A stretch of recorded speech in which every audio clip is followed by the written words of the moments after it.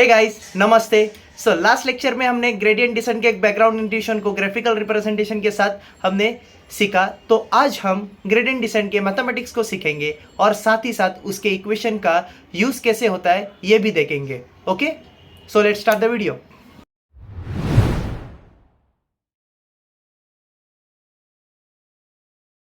So friends, let's start with the mathematics of steepest descent, or we called it as gradient descent. So first of all, we go for the formula, and formula is y equals to mx plus c.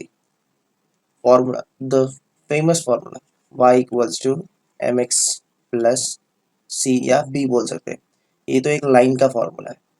सो इस फॉर्मूले में हमें क्या show हो रहेगा इस कि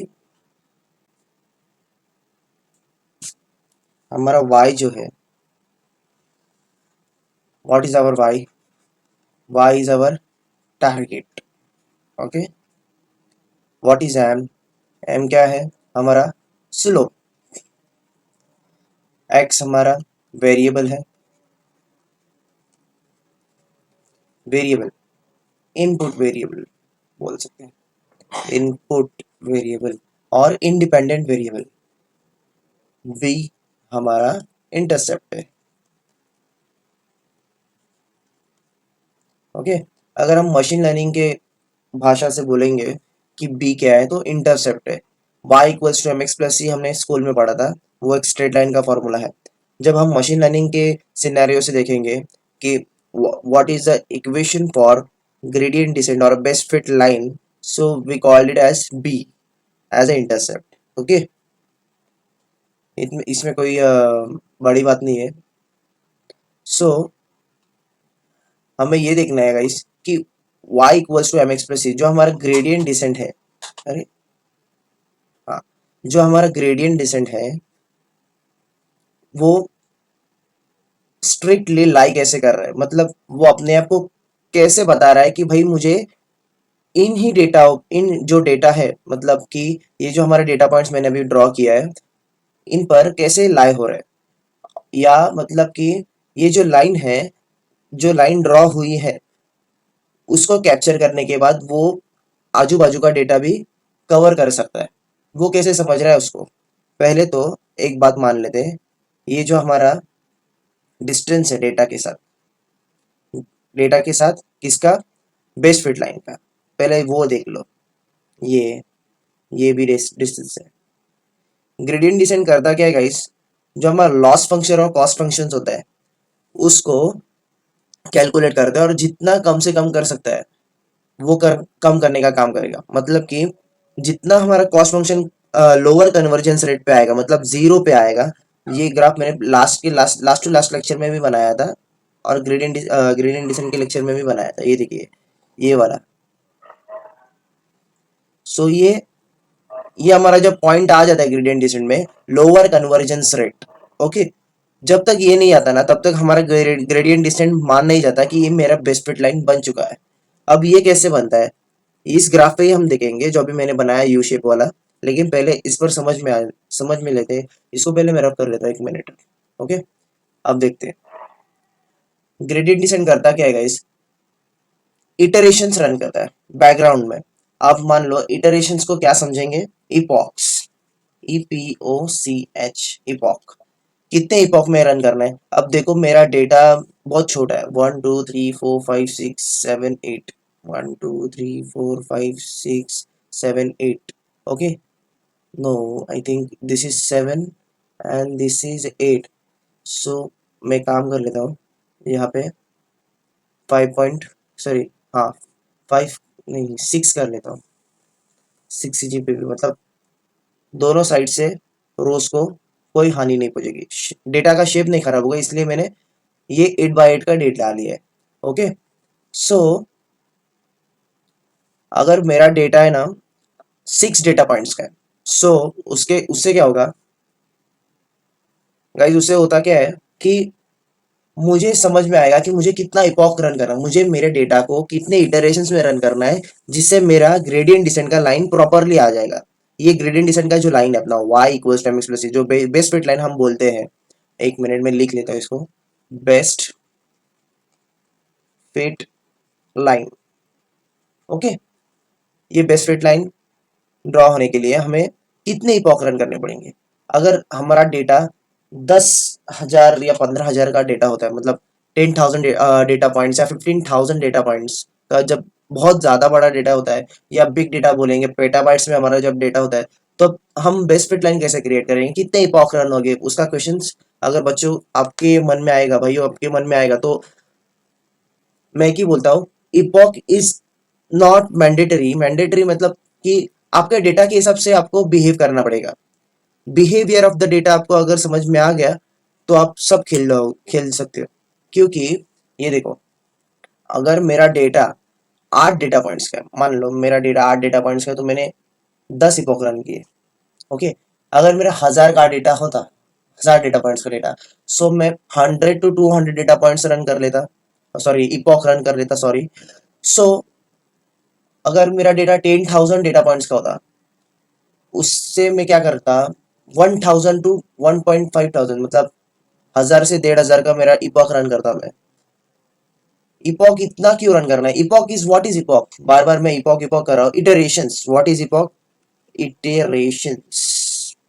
iterations क्या बोल सकते हैं? इटरेशंस और लूप्स भी बोल सकते हैं इसको।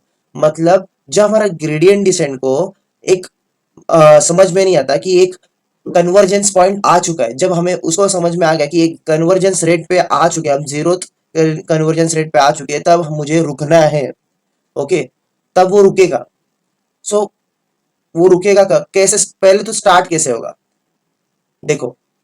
जब वो स्टार्ट होता है, एक हायर कॉस्ट फंक्शन का रेट जो होता है, हायर कॉस्ट फंक्शन का रेट होता है, उस पे स्टार्ट होता है। वो मैं बाद में डिस्कस करूंगा आपके साथ, वो यू वाला जो मैंने ग्राफ बनाया था उसके साथ।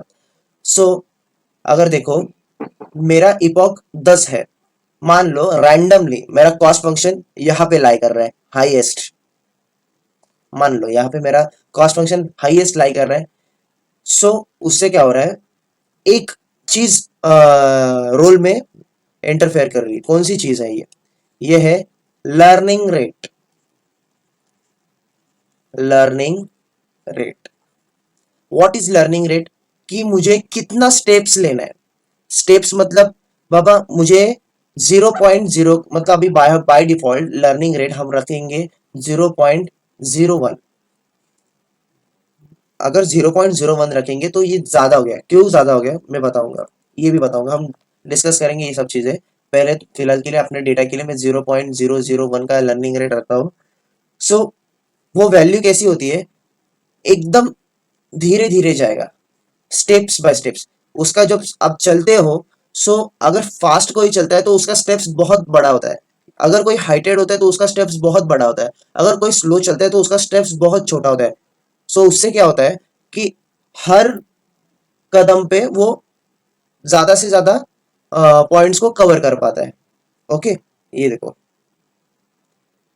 ये लर्निंग रेट पे मैं, अगर मैंने मान लिया 0.001 पे लर्निंग रेट रखा है मैंने, तो मेरा आगे वाला लाइन जब बनेगा, आगे वाला लर्निंग रेट के हिसाब से बनेगा, जब मेरा ग्रेडियंट डिसेंट का बेस्ट फिट लाइन बनने का कोशिश करेगा, मैंने 10 इपॉक बनाया तो 10 तक ही जाएगा ये, तो मेरा 0.001 यहाँ पे बनेगा। Just assuming, not clear. Okay, 3, 4, 5, 6, ये देखो नजदीक नजदीक आ रहा है अपने डेटा पॉइंट्स के साथ। 6, 7, 8, 9 एंड व्हाट, दिस इज 10। ये आ गया डेटा पॉइंट्स के साथ नजदीक, मतलब ये इससे भी नजदीक आ गया, ये इससे भी नजदीक आ गया, ये इससे भी नजदीक है। जो स्टार्टिंग वाला था हमारा initial, this is initial, INITI, initial. So ये जो इनिशियल बेस फिट लाइन जब क्रिएट हुआ हमारा, सो हमारा जो डेटा था, सबसे पहला वाला डेटा पॉइंट था, ये इससे भी बहुत दूर था। और जो जितना दूर डेटा पॉइंट होगा इनिशियल से, वो कोशिश करेगा मुझे उसके नजदीक जाना है। ये काम करता है हमारा gradient descent, back of the scenario. So इसको मैं रब कर लेता हूँ। हम्म, अब हमें जाना है वो यू वाला जो ग्राफ मैंने बनाया था, मैं आपको बताया कि मैं ग्राफ बनाऊंगा एक। वो देखेंगे, बाद में फॉर्मूला को डिस्कस करेंगे। फॉर्मूला का मैंने बस डिनोट क्या किया, y इक्वल्स टू टारगेट बनाया है। सो पहली बात तो सॉरी गाइस, मैंने जो डेटा बनाया है, एक तो मैं आपको डिस्कस करना भूल गया, सीजीपीए का डेटा है ये हमारा। सीजीपीए जितना बच्चों का अभी रहेगा, अगर एक बच्चा है उसका सीजीपीए 6 है, 6 सीजीपीए है, किसी का 6.5 है, किसी का 7 है, किसी का 7.5 है। ये स्केल दिया है मैंने 6 से लेके 10 तक। 6 एक ऑन एन एवरेज सीजीपीए होता है, जो कोई भी मतलब एवरेज बच्चा हासिल कर पाता है। 6 से 6.5 तक या 7 तक, ये एक एवरेज है। Average, average scale, okay. Moderate scale क्या हो सकता है? 8.5 तक मॉडरेट स्केल हो सकता है, और 8.5 से लेके 10 तक का मतलब 100 आउट ऑफ 100 मार्क्स मिला उसको, ओके। सो ये है मेरिट वाला बच्चा, मेरिट वाला स्टूडेंट है। सो मेरिट स्केल बोल सकते हैं। सो और ये मेरा जो वाइब एक्सिस पे लाई कर रहा है, वो मेरा प्लेसमेंट पैकेजेस है। प्लेसमेंट पैकेजेस का जो स्केल है मेरा 3.5 लैक्स पर एनएम के हिसाब से जा रहा है 7 लाख पर एनएम तक, यहाँ तक, ओके। अगर अपने डेटा के हिसाब से जाओगे तो 6.5 से लेके 7.0 जो एवरेज स्केल के अंदर मैंने डाला है, उस डेटा पॉइंट के हिसाब से 6 पॉइंट ये कहाँ पर लाई कर रहा है, 6.8 सीजीपी अगर किसी को मिला हो तो उस बंदे को 4.5 लैक्स पर एनम का पैकेज मिलेगा कंपनी में। अब मेरा डेटा ऐसे बोल रहा है। सो 7.5 7.0 से लेके 7.5 तक का अगर मेरा स्केल बोलेगा, एवरेज और मॉडरेट स्केल के बीच में का जो डेटा है हमारा, वो क्या बोल रहा है कि 7 से 7.5 तक का जाओगे तो 3.5 से लेके 4 तक कितना आएगा ये, 3.8 मतलब 3.8 लाख पर एनम का उसको पैकेज है। इसको बाद में डिस्कस करेंगे, इसको और इसको। अगर किसी को 8.0 का सीजीपी है, सो उस बंदे को 4.5 का सीजीपी है फिर से, ओके। सीजीपी नहीं, लैक्स पर एनम का पैकेज मिला है। फिर आगे जाओगे आप 8.5 से सीजीपी के आगे 8.2 के आसपास, नहीं 8.67, हाँ 8.7 सीजीपी के आसपास आओगे तो उस बंदे को कितना पैकेज मिला है, 5 लाख पर एनम का पैकेज है। कुछ कुछ बंदे ऐसे हैं जिनको पैकेज बहुत हाई मिला है लेकिन उनका सीजीपीए बहुत लो है। ये देखो ये मैंने क्या बोला था, ये कहाँ पर आ गया, 7.34 तक आए है ये सीजीपीए। सो उस बंदे को देखो, ये एक्सेप्शनल केसेस है। 5.8 के आसपास उसको पैकेज है। ये देखो सबसे हाईएस्ट पैकेज, सबसे हाईएस्ट पैकेज हमारा 6.5 है, 7 लैक्स पर एनम तक कोई पहुंचा नहीं है। 9 सीजीपीए जिसको मिला है, मतलब कि बहुत बेस्ट होता है उसको बोलते हैं, बोलेंगे मेरिट स्केल में आएगा वो बच्चा, उसको 6.5 का लैक्स पर एनम का पैकेज मिला है। अब आप अगर देखोगे इसमें बिहेवियर ऑफ द डेटा क्या बोल रहा है कि जरूरी नहीं है कि मुझे जितना ज्यादा से ज्यादा सीजीपीए मिलेगा, सो उससे मतलब उसके कंपैरेटिव मुझे पैकेज मिलेगा। इट्स नॉट कंपल्सरी, हमारे बिहेवियर के हिसाब से नहीं चल रहा है। क्यों नहीं चल रहा है? देखो इसमें कंडीशंस आती है, बच्चों के बिहेवियर आते हैं। अगर एक बच्चा जो 9 सीजीपीए वाला है उसको 6.5 का पैकेज मिले, 6.5, अगर जिसको 100 आउट ऑफ 100 मिला है लेकिन उसको भाई 6.3 के आसपास, 6.3 एलपीए के आसपास पैकेज मिला है, ऐसा क्यों? ये बहुत बड़ी नाइंसाफी हुई। तो अगर ये बच्चा 9 वाला, जो 9 वाला बच्चा है, स्टूडेंट है, उसको क्या होता है कि वो बच्चा, वो स्टूडेंट जो है पढ़ने में भी अच्छा था और उसके कॉन्सेप्ट भी अच्छे क्लियर थे और उसका इंटरव्यू बहुत अच्छा गया।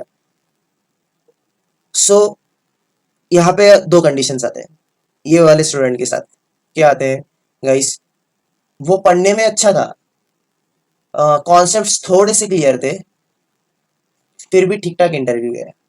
दूसरी कंडीशन क्या हो सकती है? पढ़ने में भी अच्छा था, कॉन्सेप्ट सारे के सारे क्लियर थे, इसलिए उसको 100 आउट ऑफ 100 भी मिला, लेकिन इंटरव्यूअर जो था बहुत स्ट्रिक्ट था, उसने मेरा इंटरव्यू बहुत स्ट्रिक्टली लिया था। तो उस बच्चे का जो पैकेज था, या फिर बार्गेन ज्यादा से ज्यादा नहीं कर पाया वो बच्चा एचआर के साथ, सो उसको 6.3 के आसपास, 6.3 एलपीए के आसपास पैकेज मिला। ओके, ये मेरा डेटा का बिहेवियर है, इसलिए मुझे ये डेटा को डिस्कस करना था। ओके, आगे बढ़ते हैं, आगे बढ़ेंगे इसके साथ। हाँ तो गाइस, अब हम आते हैं हमारे यू वाले ग्राफ पे, यू वाले ग्राफ पे। ओके, अरे ये तो बहुत लाइट हो गया।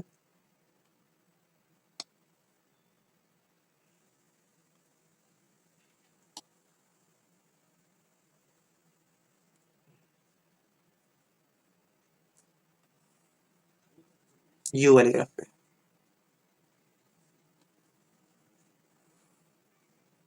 ओके, यहाँ पे हमारा लोअर कन्वर्जेंस रेट है। एक मिनट डिनोट कर लेता हूँ मैं इसको, शो करता हूँ यहाँ पे।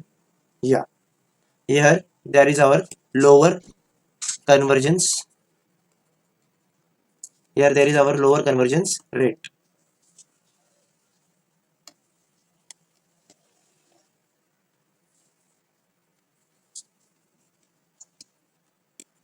ओके, यहाँ पे हमें पूछना है, ये इसका वैल्यू 0 हो सकता है, 1 हो सकता है, -1 हो सकता है, 2 हो सकता है, -2 हो सकता है, लेकिन लोअर है। यहाँ पे हमारा वैल्यू अगर -10 है बी का, ओके, सो हमारा एक फॉर्मूला है बी न्यू निकालने के, न्यू इंटरसेप्ट निकालने के लिए, B new equals to B old minus slope. Okay, हमारा स्लोप मान लो 50 है, 50 है, so what is our B old, -10 -50, it will gives a value of 40। Okay, so हमारा बी न्यू निकला है 40, मतलब -10 से लेकर डायरेक्टली वो जंप हो गया, ये पॉजिटिव साइड है। जब ये लेफ्ट से राइट जाता है तो ये हो गया पॉजिटिव, जब ये राइट से लेफ्ट जाता है तभी हो गया नेगेटिव। ओके, ये चीज ध्यान में रखो। सो 40 आ गया, तो करीब करीब यहाँ पे मेरा डेटा लाई कर रहा है, अब कॉस्ट फंक्शन लाई कर रहा है, सॉरी, 40 के आसपास। सो मेरा बी न्यू क्या आ गया, बी न्यू फिर से 40। अब इसको हम कैलकुलेट करेंगे, 40 माइनस मेरा स्लोप है again 50। Okay, so +40 -50, it can be 50 -40 10, लेकिन इसका वैल्यू आएगा -10। ये यहां से फिर से जंप हो गया -10 की तरफ। इससे क्या हो रहा है, हमारा वैल्यू है वो कांस्टेंट होते जा रहा है। क्यों कांस्टेंट होते जा रहे हैं गाइस, क्योंकि क्योंकि जो हमारा स्लोप है हमने चेंज नहीं किया। यहाँ पे हमारा स्लोप हमने 50 रखा है, तो हमें हमारा जो वैल्यू है -10 था इंटरसेप्ट, वो वैल्यू हमें फिर से -10 ही मिल रहा है। उसको हम चेंज करके देखेंगे 40, तो हमारा स्लोप आया है हमें 45 लेते हैं, -45। सो 45 -40 व्हाट इज -5। ओके, सो यहाँ पे हमारा इंटरसेप्ट था पहले -10, वो अभी जंप होके -5 की तरफ आ गया। ओके, वैसे ही फिर हम और कैलकुलेट करेंगे इसको, हमारा इंटरसेप्ट -5 आ गया, फिर से b old minus slope, minus क्या करेंगे, स्लोप को करेंगे। So what will be the slope, 45 हो गया, फिर 40 करेंगे फिर से। ओके, माइनस माइनस प्लस, ये जाएगा 45। ये ड्रास्टिक चेंज हो रहा है गाइस। क्यों ड्रास्टिक चेंज हो रहा है, एकदम ड्रास्टिक चेंज, क्या करूं मैं। सो यहाँ पे मेन रोल कौन फॉलो करेगा,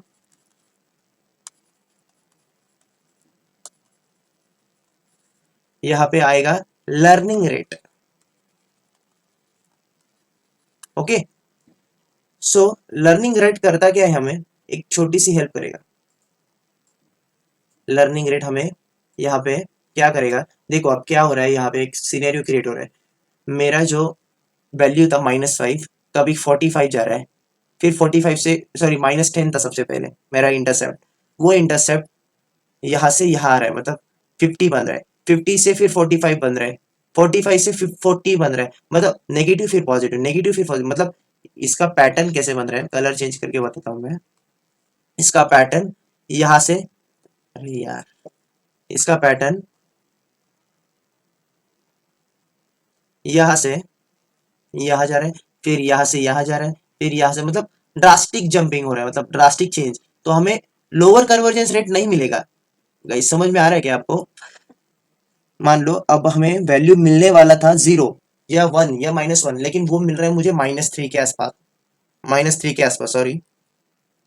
सो इस चीज को ना होने के लिए हमें रोल में लेना पड़ेगा लर्निंग रेट को। Learning rate will help us. Learning rate को डिनोट करेंगे हम ऐसे लंबे वाले एन से। इसको मैं लंबा वाला एन बोलता हूँ गाइस। सो इस लंबे वाले एन से हम लर्निंग रेट को डिनोट करते हैं। सो बाय डिफॉल्ट लर्निंग रेट का जो वैल्यू होता है, बाय डिफॉल्ट लर्निंग रेट का जो वैल्यू होता है वो होता है 0.01, 0.01 होता है। लेकिन फिर भी अगर 0.01 हुआ ना गाइस, अगर मैंने 0.01 जो बाय डिफॉल्ट वैल्यू है, मतलब यूनिवर्सली 0.01 ज्यादा से ज्यादा यूज किया जाता है। लेकिन वो यूज क्यों करते हैं, क्योंकि वो इंडस्ट्रियल लेवल पे जो डेटा होता है बहुत हाई लेवल पे होता है। तो 0.01 can be suitable for that data, but here is the issue because our data is too small. We have 8 data points. So अपना जो लर्निंग रेट होना चाहिए 0.001 के आसपास। लेकिन फिर भी हमारा कैलकुलेशंस इजी होना चाहिए, तो हम 0.01 ही रखेंगे। ओके, सो आगे देखते हैं। जो हमारा -10 था उसको कैलकुलेट करेंगे। -10 क्या है, हमारा इंटरसेप्ट। ओके, फिर माइनस करेंगे लर्निंग रेट के साथ। What is our learning rate? 0.00, sorry 0.01 है हमारा learning rate, 0.01। What is our slope? Slope is our, I think, what is our slope, एक बार देख लेते हैं। ये क्या हो रहा है? हाँ, व्हाट इज आवर स्लोप? या आवर स्लोप इज 50। मैंने 50 एज्यूम किया है। Okay, so our slope is 50। So here we calculate it as 0.01 multiplied by 50 करेंगे तो ये 0.5 के करीब आ जाएगा, डिवाइड करेंगे तो 100 से। सो ओके, 50 है तो क्या आएगा ये गाइस? जीरो शिफ्ट हो गया।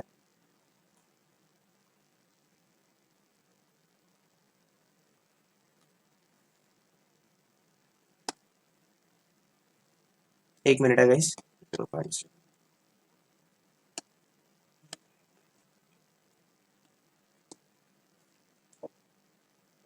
सो -10 -0.001 मल्टीप्लाइड बाई 50 करेंगे तो हमारा वैल्यू आता है 0.5। ओके, सो उसको हमें माइनस करना है -10 के साथ, तो वो हमारा वैल्यू क्रिएट बनाएगा। प्लस करना पड़ेगा 10 प्लस 0.5। सो हमारा वैल्यू बनेगा, क्या बनेगा गाइस? 11, सॉरी 10.5 बनाएगा। यानी कि जब हमारा, यहाँ पे देखो, जब हमारा -10 था, ओके, उस -10 को वो बना रहा है +10, सॉरी 10, 10 का बस 10.5 बन रहा है, मतलब स्टेप बाय स्टेप जा रहा है, बहुत धीरे धीरे जा रहा है। -10.5 बना रहा है, माइनस ही आएगा क्योंकि हायर द वैल्यू होएगा। सो -10.5। सो उससे होता क्या है गाइस? उससे क्या होगा, ये देखो, जब हमारा -10 था, फिर वो यहाँ पे आ रहा है, ओके, छोटा सा एक डिस्टेंस ट्रैवल कर रहा है, फिर एक यहाँ पे वो छोटा सा डिस्टेंस ट्रैवल कर रहा है, फिर एक यहाँ पे वो छोटा सा डिस्टेंस ट्रैवल करेगा, फिर यहाँ पे वो एक अपना एक डिस्टेंस ट्रैवल करेगा, फिर यहाँ पे वो एक छोटा सा डिस्टेंस ट्रैवल करके यहाँ तक कन्वर्जेंस रेट तक पहुंच जाएगा। लेकिन यहाँ पे मैंने आपको बात बताया नहीं कि what is intercept and what is slope. Okay, जब हमने हमारा स्लोप, जो हमारा स्लोप होता है मैंने कांस्टेंट रखा था, मतलब कि यहाँ पर भी 50 रखा और यहाँ पर भी 50 रखा, तो 40 से 45 तक आ गया। लेकिन इश्यू यहाँ पे क्या कहाँ पे बनता है गाइस, हमारा -10 था, तो हमारे एक ही वैल्यू आया -10, -10 के बाद फिर से -10 पे आ गए। मतलब हमारा जब स्लोप कांस्टेंट होगा तो हमारा इंटरसेप्ट भी कांस्टेंट बन जाएगा। समझ में आ रहा है आपको बात? क्योंकि ये देखो, मैं एक ग्राफ बना के बताता हूँ आपको। ये देखो, ये ग्राफ बनेगा भी सिर्फ कांस्टेंट के लिए। Okay, let's change the colour.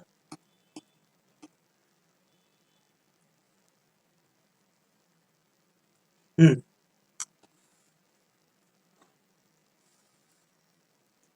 या let's change the colour.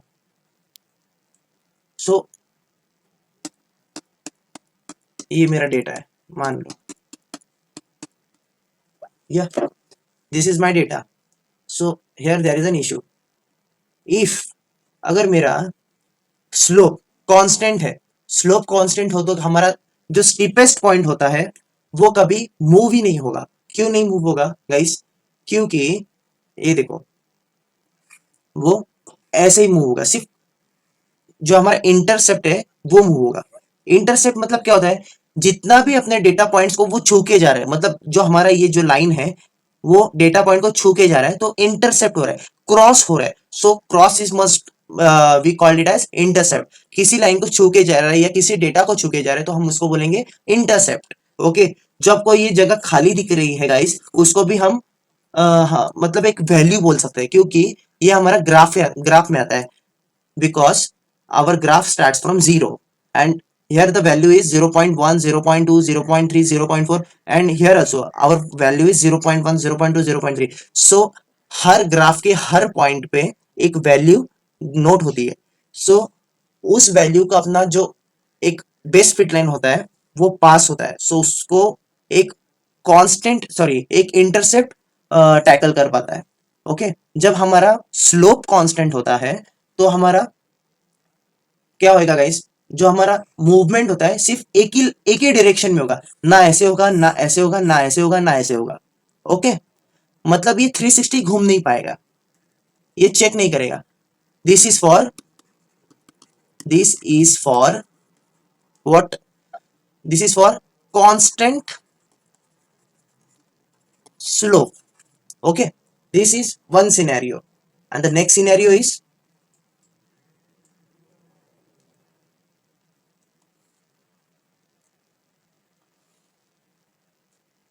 guys, here next scenario is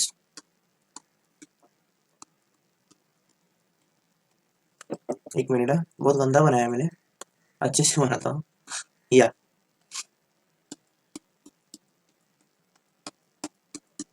या सो जब हमारा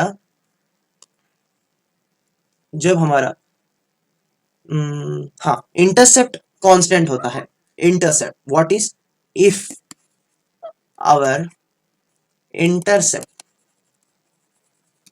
is constant, then what, our slope will move with 360 format. This is not mandatory. Why मैं बताऊंगा। ये देखो, अगर मेरा एक ही पॉइंट से इंटरसेप्ट मूव हो रहा है, ओके, मान लो मेरे डेटा को एक कन्वर्जेंस रेट मिला है यहाँ पे, ओके, सो ये मेरा एक इंटरसेप्ट है -5 मान लो, -5 -2 मान लो।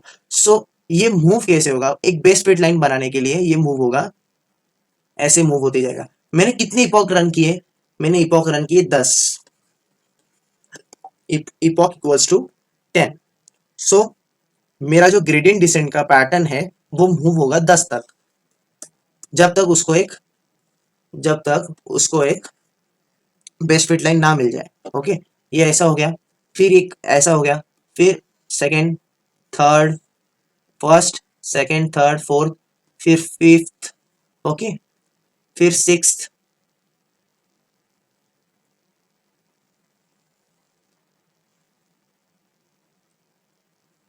सो गाइस ये क्या हो रहा है, ये मूव होते जा रहा है।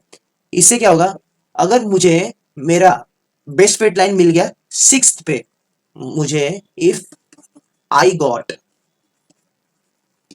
if I got my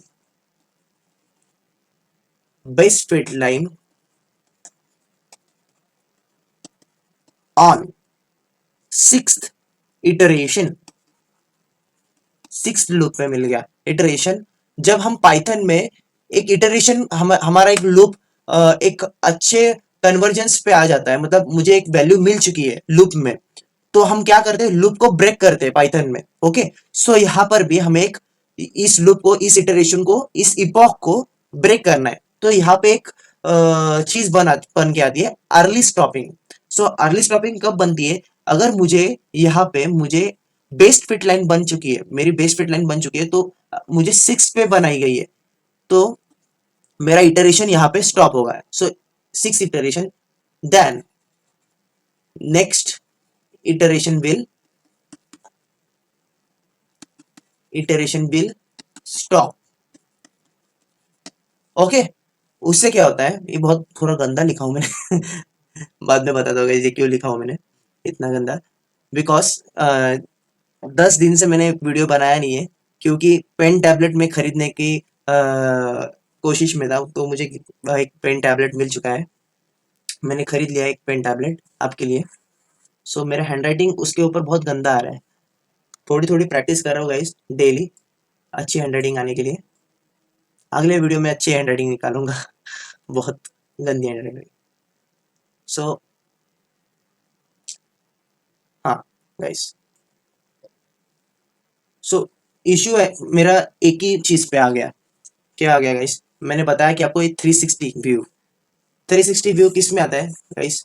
देखो, अगर मेरा डेटा यहाँ पे लाई कर रहा है, ओके, डेटा दिख नहीं रहा है, एक मिनट, मेरा डेटा यहाँ पे लाई कर रहा है, ओके, तो जरूरी नहीं है कि मेरा जो लाइन है 360 मूव करेगा, क्योंकि अगर मेरा कन्वर्जेंस रेट, अगर मेरा कांस्टेंट, क्या कांस्टेंट है, मेरा इंटरसेप्ट कांस्टेंट है, ओके, यहाँ पर बन चुका है ये, लेकिन लेकिन लेकिन उसको मूव करना है, क्यों मूव करना है, इटरेशंस की वजह से मूव करना है। और इटरेशंस क्यों लगाएंगे हम, हमें बेस्ट फिट लाइन जब तक नहीं मिल जाता तब तक हम इटरेशंस लगाते हैं, ओके, तब ये मूव होएगा। मूव किससे होगा और कितना मूव होगा, उसका रेट होता है learning rate. Learning rate decide करेगा कि भाई ये कितना मूव करेगा, ये 0.01 डिस्टेंस मूव करेगा, ये 0.001 डिस्टेंस मूव करेगा। ये टाइम्स होता है, अगर हम 0.01 करेंगे तो ये 10 टाइम्स हो गया, मतलब कि अगर मेरा वैल्यू 10 है तो 0.01 के हिसाब से ये 0.1 हो गया, ओके। अगर मेरा 100 है इंटरसेप्ट, सो इसका वैल्यू हो गया 10, ओके, मतलब कि हम 0.01 को डिवाइड करते हैं 100 से, ओके गाइस। सो इसको हटाते हैं, पहली बात तो, हाँ, तो ये लर्निंग रेट के हिसाब से मूव होगा, धीरे धीरे करके, ऐसे, फिर ऐसे, फिर ऐसे। लेकिन एक बोलने की बात है, अगर मैंने यहां से यहां तक मूव किया, मुझे सेकेंड इटरेशन पे अच्छी एक्यूरेसी मिल रही है। ये देखो, मैंने 3 डेटास को कवर कर लिया, 1 2 और 3, ये बाजू का ये भी नजदीक है, यहाँ से ये भी नजदीक है, ये यहाँ से ये थोड़ा लंबा है, और ये थोड़ा, मतलब 2 डेटा पॉइंट्स दूर होके कोई डेटा पे प्रॉब्लम नहीं आएगा, क्योंकि एवरेज डेटा, क्योंकि majority of the data and mind, मतलब मेजॉरिटी और मिनिमम, मतलब मेजर और मिनिमम डेटा अगर दो है मिनिमम डेटा और मेरा चार data points base fit line के करीब है, तो मेरा एक्यूरेसी 5 डेटा पॉइंट्स में तकरीबन 9.5 के आसपास आ सकते हैं, मतलब 95। मशीन लर्निंग के हिसाब से 0.95 लगाएंगे हम इसको। ओके, सो 9.5 एक्यूरेसी है, मतलब मेरा 95% एक्यूरेसी आ रहा है, या 90% मान लो या 80% मान लो। ओके, मेरा 80% भी आ गया तो भी मुझे अच्छी एक्यूरेसी आ रही है। सो हमारा लर्निंग रेट ऐसे यूज बिहेव करता है किसके साथ, बेस्ट फिट लाइन के साथ। ओके, हम लर्निंग रेट को डिनोट करेंगे ये लंबे वाले एन के साथ। सो अब हम जाएंगे कोड के साथ, कोड करेंगे, इम्प्लीमेशन करेंगे। यहाँ पे आ गए हम कोड में।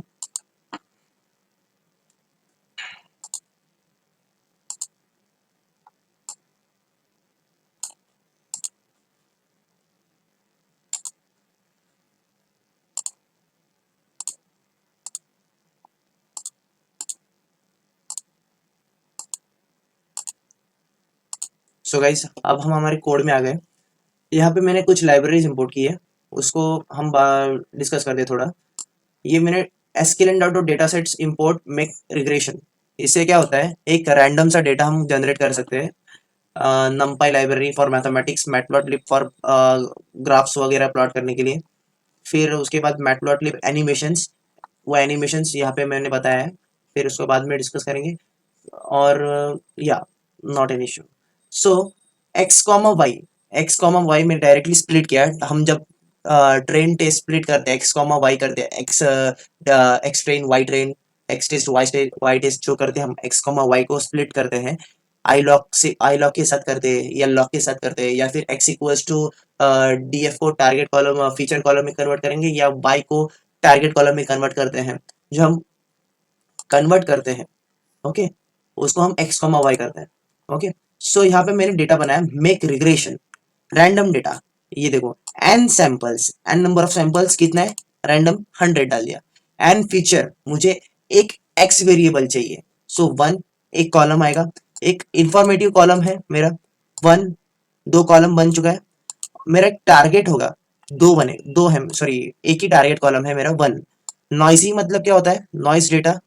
मेरा एरर रेट, मेरा एक छोटा सा एरर मैंने डेटा में ऐड किया है 20, और रैंडम स्टेट क्या शो किया है 13। ओके, सो इन इस रैंडम स्टेट पे मेरा 13 वैल्यू है guys. PLT dot scatter X comma Y, मैंने मेरे जो डेटा है उसको स्कैटर किया। देखा, मेरा data linear in nature show कर रहा है, ज्यादा से ज्यादा दूर नहीं है। अगर नॉइजी 20 के रखा है तो मेरा डेटा यहाँ पर लाई कर रहा है। ये देखो, हम इसको अब नॉइसी को कम करके देखेंगे। 1 मिनट, व्हाट इज हैपनिंग, या मैंने इसको रन नहीं किया। 1 minute, it will take time for running. So 1 minute में मेरा कर्नल गाइस रिस्टार्ट कर लेता हूँ।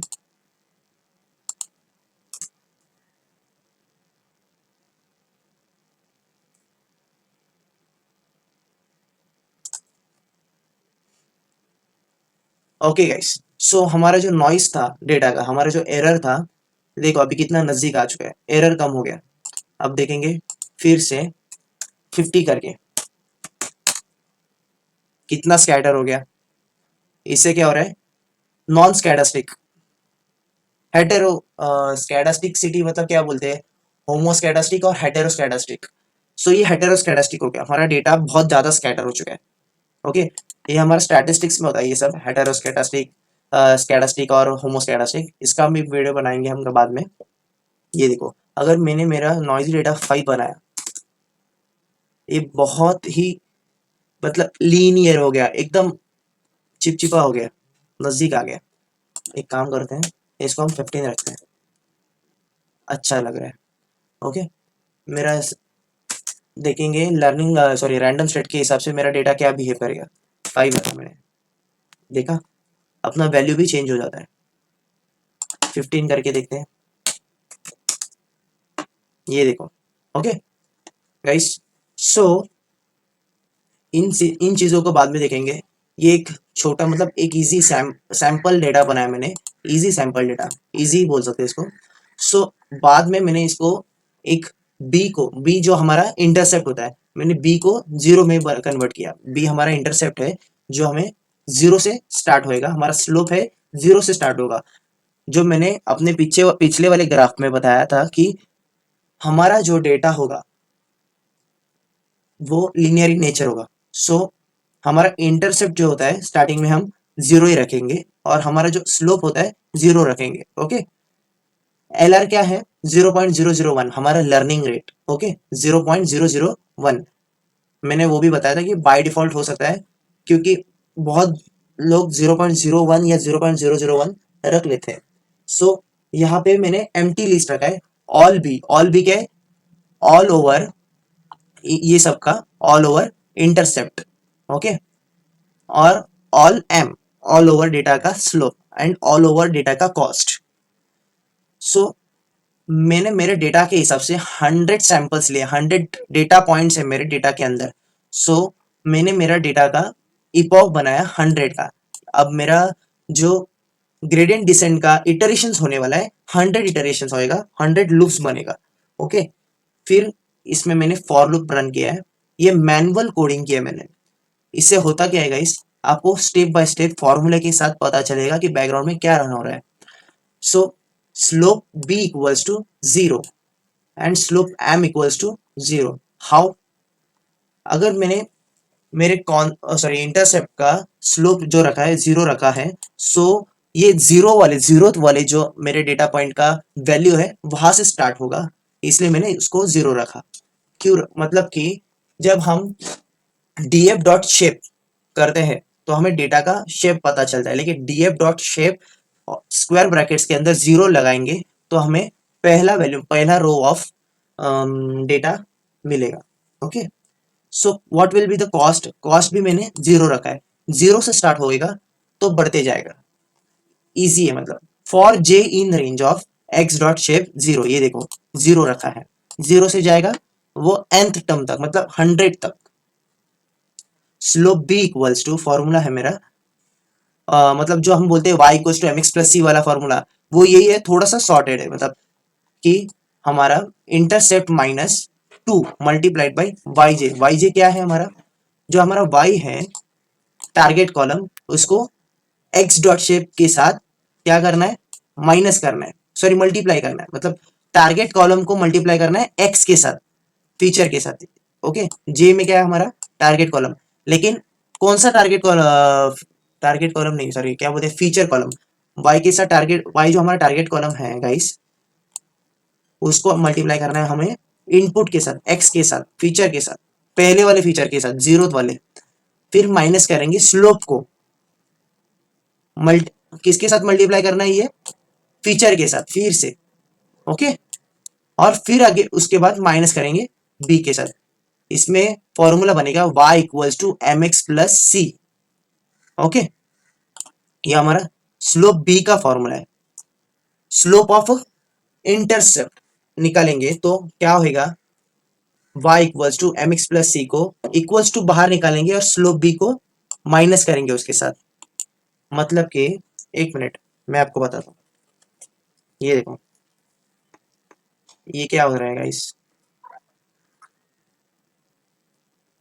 1 मिनट।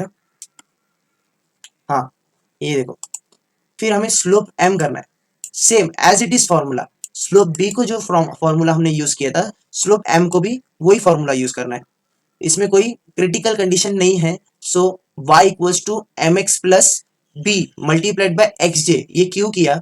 क्योंकि हमें स्लोप निकालना है तो स्लोप का फीचर हमें जानना चाहिए, तो उसको हमने मल्टीप्लाई किया किसके साथ? y equals to M X plus C के फॉर्मूले के साथ।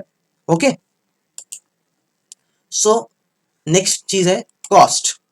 What is the cost function? So cost function must be, हमारा जो कॉस्ट रहेगा डेटा का वो कैसे हैंडल होएगा?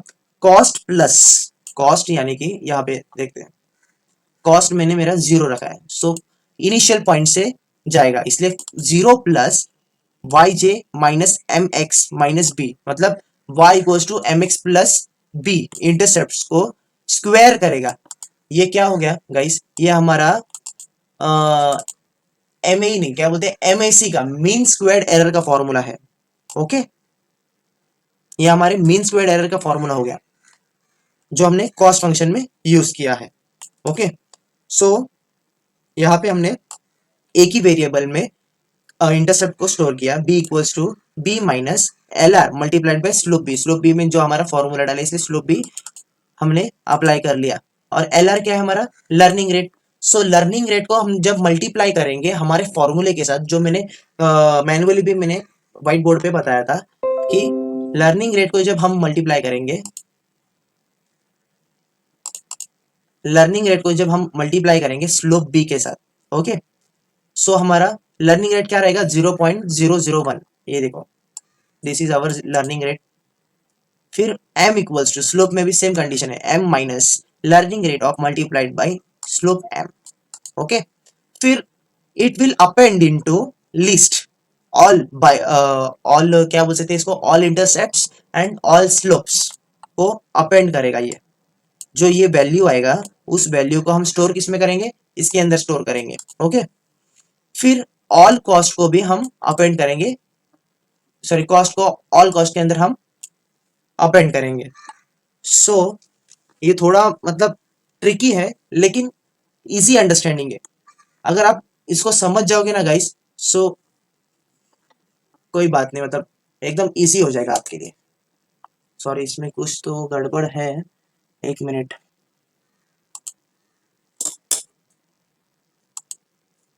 हाँ, ये देखो ये रन हो चुका है। मैंने बाई को डिलीट कर दिया था, इसका मतलब ये ऐसा हो चुका था। सो मैंने रन कर दिया इसको, तो अब ये रन हो चुका है, ये देखो। फिर आगे वाले लूप में हमने क्या किया, एक क्लास बनाया, एक फंक्शन बनाया, सॉरी। इसमें हमें क्या करना है, एक ग्राफ बनाना है। एक ग्राफ बनाना है, क्यों, कैसा ग्राफ बनाना है आपको समझ में आएगा। एक गेम है इसमें, एक फिगर नाम का फिग पैरामीटर है जो मैटप्लॉटलिब के अंदर होता है। तो फिग कॉमा ए एक्स करके एक वेरिएबल लिया मैंने। सो साथ साथ फिग भी रन होगा और कॉमा देके वेरिएबल जो ए एक्स लिया वो भी रन होगा। वो ए एक्स के अंदर मैंने पीएलटी डॉट सब प्लॉट को रन किया। सब प्लॉट के अंदर मैंने फिक्स साइज दिया है। फिक्स साइज यानी ये जो हमारा बॉक्स है, जो हमारा ग्राफ है, उसका साइज है वो मैटर करता है। 9,5, आप 10,10,5 भी दे सकते हैं, 15,15 भी दे सकते हैं, मतलब आपके ऊपर है आपको कितना बड़ा ग्राफ बनाना है, not an issue.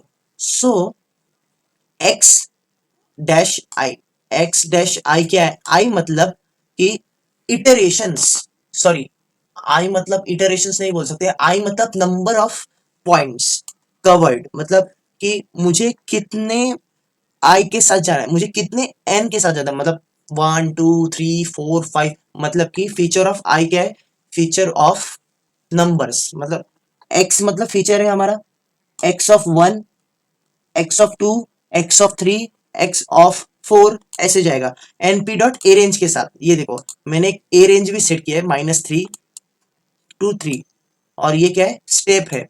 Okay, minimum maximum step 0.1। A range अगर पता नहीं हो तो गाइस आप पाइथन के ट्यूटर में जाइए, आपको पता चलेगा कि np डॉट ए रेंज क्या शो करता है। Okay, by I equals to, मतलब कि टारगेट कॉलम वाला जो रो होगा 0 से लेके, मतलब y0, y1, y2, y3 से लेके y100 तक जाएगा, equals to feature multiplied by -27 multiplied by -50। ये मैनुअल वैल्यू है मेरा, इससे कोई मैटर नहीं करता। जब मैंने -27 -150 लिया, मान लो जब मैंने इंटरसेप्ट -10 लिया था और जब मैंने स्लोप 50 रखा था, वो वही कंडीशन है। ओके, फिर उसके बाद A X dot scatter X comma Y, जो हमने ये डेटा है उस डेटा का हमने क्या किया, स्कैटर किया। ओके, ए एक्स के साथ। फिर लाइन कॉमा, लाइन क्यों यूज कर, लाइन के साथ कॉमा लगाया मैंने, जो हमारा बेस फिट लाइन बनेगा उसको हम लाइन बोलते हैं। एक लाइन क्रिएट करो। ओके, ये लाइन का जो पैरामीटर है वो लाइन का पैरामीटर भी हमें मैटप्लॉटलिब के अंदर ही मिल जाता है। सो इजी गिरता है कि हमें ज्यादा से बड़ा वाला कोड करना ना पड़े। Okay, so line comma equals to मतलब लाइन के साथ हम अब हमारा ax डॉट प्लॉट वाला जो कोड है वो भी रन होगा, इसलिए हम कॉमा लगाएंगे इक्वल्स टू के पहले। So line is not our variable, line is our parameter. Here line comma equals to ax dot plot, ax dot plot किया हमने, ओके ax को प्लॉट करने का हमने, क्योंकि ax में हमने क्या प्लॉट करके रखा है, plt डॉट सब प्लॉट, ओके। सो ax को अब हम प्लॉट करेंगे, ax dot plot xi comma xi dot 50 minus 4, okay. फिर उसके अंदर मैंने r को मेंशन किया, r मतलब क्या, रेड कलर, रेड कलर का मेरा लाइन होना चाहिए, ओके। सो और लाइन विद रखा है मैंने 2, जो ये विद है हमारा लाइन का 2 है, इसको हम 1 भी कर सकते हैं, नॉट एन इशू। देखेंगे हम हर चीज का चेंजेस करके देखेंगे। और फिर मैंने एक फंक्शन बनाया अपडेट का। अपडेट का फंक्शन क्यों बनाया गाइस, जब हमें मैंने बताया था कि एक लोअर कन्वर्जेंस रेट पर जाने के लिए पहले हमारा जो बेस्ट फिट लाइन होता है हमारा हायर कन्वर्जेंस रेट पे होता है। सो हायर कन्वर्जेंस रेट से लोअर कन्वर्जेंस रेट पे जाने के लिए, मतलब 10 से 0 तक जाने के लिए इटरेशंस परफॉर्म करना पड़ेगा। उस इटरेशंस में हमें उस चीज को बार बार अपडेट करना पड़ेगा, 10 से लेके 9 तक, 9 से लेके 8 तक, 8 से लेके 7 तक, मतलब वो इटरेट होता रहेगा। उस इटरेशंस में क्या होएगा हमारा, उस इटरेशंस में हमें हमारा बेस्ट फिट लाइन मिलेगा। मतलब कैसे कि मैंने इसमें लेबल किया है, label equals to epoch, epoch जब हमारा 0 होगा तब हमारा फॉर्मेट रन होना चाहिए i+1 तक। आई में हमारा क्या है, आई में हमारा number of features and number of target column, okay. मतलब नंबर ऑफ फीचर पहला वाला कौन सा है, 0, नंबर ऑफ टारगेट कॉलम उसके साथ कौन सा है, 0th वाला, okay. So label equals to epoch, जब इपॉक हमारा 0 पे होगा तब हमारा फॉर्मेट रन होना चाहिए पहला वाला फीचर और पहला वाला टारगेट कॉलम +1। मतलब कि जब हम फॉर लूप रन करते हैं स्टार पैटर्न टाइप ही है ये, मतलब ये ज्यादा हार्ड भी नहीं है, समझ लो। i+1, 0+1 1, 1+1 2, 2+1 3, 3+1 4, 10+1 11, 99+1 100, ये 100 तक रन होगा क्योंकि हमने इपॉक रखा है 100 का, ओके। इपॉक 0 है, 0 मतलब ये जो हमारा सेट है, सेट के अंदर 0 किया है, और इपॉक हमारा क्या है, इपॉक है हमारा 100, okay. So line dot set Y data मतलब targeted data, okay, target column. फिर उसके अंदर मैंने वो फॉर्मूला डाल दिया, xi dot all slope, I को डाल दिया प्लस ऑल इंटरसेप्ट। फिर इसको हम प्लॉट करेंगे ax dot set x label and label. x label में क्या है guys, what is x label, x label मतलब एक पैरामीटर है जो हमें हमारे लाइन को लेबल कर सकता है। एक्स लेबल मतलब ये जो हमारे लेबल्स है, सॉरी ये हमारा लेबल है, -3 -2 -1 0 1 2 3, ये लेबल हो गया, ओके। एक्स लेबल हो गया। और फिर ये लेबल है, जो हमने ये लेबल दिया था वो हमारा एक वेरिएबल है। फिर उसके बाद हाँ, यहाँ पे मैंने बताया था कि ये बाद में बताऊंगा कि what is matplotlib dot animation. Matplotlib dot animation हमें क्या प्रोवाइड करता है, एक चीज प्रोवाइड करता है, जो हमारा कोड है वो वीडियो में प्रोवाइड करेगा। मतलब ये अभी जो रन होने वाला है ये वीडियो में रन होने वाला है, मतलब ये एनिमेट होगा। ANIM करके मैं एक वेरिएबल क्रिएट करता हूँ, इक्वल्स टू उसके अंदर डाल दूं मैं function of animation. Function of animation के अंदर थोड़े से पैरामीटर मैंने रन किए, फिग साइज डाला है, फिग वाला, फिग कॉमा अपडेट वाला फंक्शन डाल दिया मैंने। फिर रिपीट करेंगे ट्रू को, मतलब अगर मेरा 0+1 हो गया तो उसको फिर से रिपीट करो, 1+1 2 कर दो, फिर अगर वो रन हो गया फिर 2+1 3 कर दो, तो मैंने उसको ट्रू कर दिया। रिपीट करो 100 तक, 100 तक रन कैसे करना है, फ्रेम्स करके मैंने एक पैरामीटर है, फ्रेम्स के अंदर मैंने इपॉक्स डाल दिया। Where is epochs, this is our epochs, इसको मैंने इसके अंदर डाल दिया। और कितने इंटरवल में होना चाहिए, 500 इंटरवल में होना चाहिए, मतलब कितना फास्ट होना चाहिए, ओके। अगर मैं आपको बताऊँ इसको मैं रन करके, सो ये रन होगा, देखो वीडियो टाइप रन रन रहा है, 1 2 3 4 5 6 7 8 9 10 11 12 13 14 15 16 17 18 19 20 21 22, अभी देखो 23 24, अभी ये रन ही नहीं हो रहा, देखो ये रन नहीं हो रहा, क्यों नहीं रन हो रहा है, देखो मैं इसको जूम कर रहा हूँ गाइस, आपको समझ में आए। हाँ, सो दोस्तों ये रन क्यों नहीं हो रहा है, 100 इपॉक डाला था मैंने, लेकिन ये आगे तक मूव ही नहीं हो रही, अभी कांस्टेंट बन चुका है। मुझे अगर मेरा वैल्यू मिल चुका है, ये देखो ना बैकग्राउंड में ये रन हो रहा है, लेकिन उसको अब एक ओरिजिनल पोजीशन मिल चुकी है, मुझे अब इसी डेटा पे स्टिक होना है। ये लाइन बोल रही है मुझे अब मिल चुका है सब कुछ, तो मैं आगे मूव नहीं होऊंगा। तो ये अर्ली स्टॉपिंग का कंडीशन बन जाता है। ये देखो बार बार बार बार यहाँ पे आके रुकेगा, ये देखो अभी फिर से रुकेगा, ये देखो अब ये कांस्टेंट बन चुका है, यहाँ पे रुक जाएगा। ओके, सो हमारे ग्रेडियंट डिसेंट के वीडियो में हमने क्या क्या पढ़ा आज गाइस, कि पहले तो हमने व्हाइट बोर्ड पे देखा कि मैथमेटिक्स बैकग्राउंड में कैसे रन होता है, और बाई ग्राफ हमने देखा कि जो हमारा बेस फिट लाइन का लाइन होता है वो कैसे मूव होता है with the help of learning rate, जो कि फिक्स होता है। हम फिक्स करते हैं उसको 0.01 डाल के या 0.001 डाल के, एक वैल्यू फिक्स करके। फिर उसके बाद हमने आज देखा उसका कोड कैसे होता है। ये कोड तो उसका नहीं है, लेकिन हमने देखा कि ये बैकग्राउंड कोड में कैसे रन होता है। इसका कोड तो बहुत इजी है लर्निंग, मतलब कि इसका कोड कैसे होगा गाइस, मैं इसका कोड अगले वीडियो में इसका हम कोड बनाएंगे। इजी कोड है, यानी कि पहले एक डेटा लेंगे, उस डेटा को थोड़ा सा सॉर्ट करेंगे, उस डेटा को सॉर्ट करने के बाद हम कल या परसों बनाऊंगा एक video. Sorry for the delay of video, because I was very busy in searching pen tablet from last 10 days। So sorry guys, अगला वीडियो जब आएगा ये दो या 3 दिन में आएगा। लास्ट वीडियो होगा हमारा ग्रेडियंट डिसेंट का, क्योंकि हमने मोस्ट ऑफ द टॉपिक में कवर कर चुका है। देखो अभी भी रन हो रहा है गाइस, ये अभी भी रन हो रहा है क्योंकि हमने 10 इपॉक डाला है। अब मैं इसको ना कर्नल को इंटरप्ट कर देता हूँ। ओके, ये इंटरप्ट हो चुका, हो जाना भाई, एक मिनट में कर्नल को इंटरप्ट करता हूँ। इंटरप्ट द कर्नल, हो गया। ओके, सो एक मिनट, यहाँ पर भी हम बंद कर सकते हैं इसको। हाँ बंद हो गया, ये देखो टिक टिक बंद हो गया इसका। हाँ, सो गाइस हम कहाँ पे थे। हाँ, अगले वीडियो में मैं क्या करूंगा गाइस, हम एक डेटा सेट लेंगे छोटा सा, खुद मैं क्रिएट करता हूँ आपके सामने। फिर हम एक वीडियो डेटा क्रिएट करेंगे, उसके बाद हम उसको थोड़ा सा सॉर्ट करेंगे, नॉइसी डेटा वगैरह वो हम थोड़ा सा देखेंगे।